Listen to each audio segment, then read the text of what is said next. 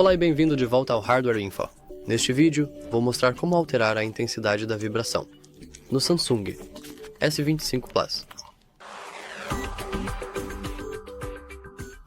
As configurações podem ser encontradas no menu Configurações.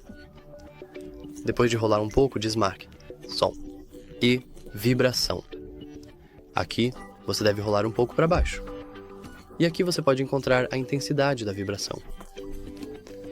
E aqui você pode personalizar qualquer vibração para mídia, para o sistema, para notificações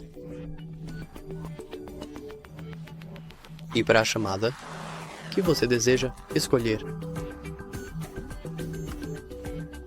E também podemos ativar o som de vibração para chamadas recebidas, mas isso não é necessário para este tutorial. Opcionalmente, se você achou este vídeo útil, por favor, considere curtir e se inscrever